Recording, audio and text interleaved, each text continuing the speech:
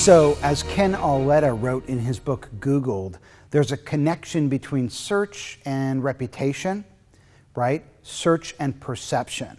If I search a broad, unbranded phrase and you sell those products or services, but you don't come up, well, I could make the argument that you have no reputation because I don't even find you. You are not perceived, right? So people perceive the results they get against unbranded search phrases to be indicative of who the most important players are in that category. Connection between search and reputation. The other thing is, we have arrived at a place where people expect to be able to find the information they need to consider your products and services on your website. So if I go to your website and I can't find the basic information I need to qualify you and put you on a short list, your reputation takes a hit because I expect that information to be there. And it doesn't matter if you're a technology company or you sell soap. If I go to your website and I can't find the basic information I need to qualify you, then my perception is that the company doesn't have its act together. The lights are on, but nobody's home. So it's critical at this stage that you have the information on your website that people need to be able to qualify you and that people be able to find it. Because if they can't find that information, even if you do have it, then their perception is, again, the lights are on, but nobody's home. 15 years ago, if I wanted information, I had to go to the library and hit the card catalog. Remember that? And if I didn't know the Dewey Decimal System, if I didn't know how to search just right, I didn't even find what I was looking for. Now, I just go to Google, I put in a keyword, I find exactly what I need, exactly when I need it.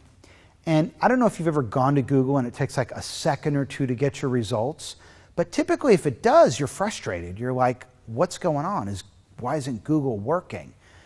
Google, right, this huge benefit that they've given us to be able to find information on demand when we need it, has also shortened our patience thresholds. We expect to be able to find information quickly, and when we can't, we think something's wrong and somebody doesn't have their act together. So there is a connection between search and reputation, both on perception, transparency expectations, and shorter patience thresholds. These are all things you need to be thinking about when you're SEOing a site and designing a search strategy. Once in a while, you're staying at a hotel room and you come back to the room and you find a scene like this, right? They've turned back the covers, they've left a little chocolate mint for you, the remote control is there, there's some slippers ready to go, a glass of water, and you walk in and you go, they've anticipated my arrival. And that's kind of what search engine optimization is all about. It's about anticipating the arrival of your prospective customers, right? What information are they going to want about you to qualify you before they get there? And how can you turn back the bed cover and leave a mint for them so that they have a positive experience? I'll give you an example, a little story. So I was born and raised in Los Angeles, California. And I grew up pretty much my whole life in the city. When I got married and had a kid, we decided we wanted to move out to the country so we'd have more space. So we moved out to the burbs, and I live on a creek, and I had to purchase my first chainsaw. So I went, I got the chainsaw, I brought it home, I unwrapped it, took out the little booklet to learn how to use it, which looked like it was 8th generation mimeograph. Figure A, figure B.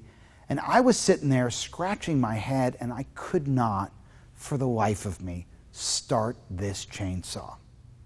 I was huffing and puffing, hemming and hawing, pulling the cord, and I was having a bad consumer experience. And so I figured, well, I'm a social media guy. Why not just go on to Google and search the make and model of the chainsaw? And that's what I did. I went in and I put in the make and model of the chainsaw, and sure enough, the first result that came up was a little movie about how to start the chainsaw safely. And I watched the movie, I went out and I started it on the first try, and let me tell you something. I can start any power tool after watching that little video, right? So what they essentially did was they anticipated my arrival, turned back the covers, made sure that anybody who was going to have any difficulties with their products could find something that would answer their problems, answer their question, and send them on their way happy. And now I'm a happy customer. So when you think about SEO, ask yourself, when I talk to a prospective customer, when someone's considering buying the product or service that I sell, what questions do they ask me? What frequently asked questions do I encounter? And how can I figure out a way to get those questions get those answers online and search engine optimize them so that people can find them?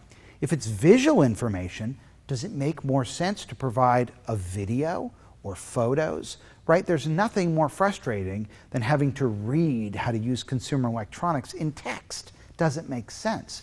But with a video, very easy to consume that content, very easy to have a positive customer experience.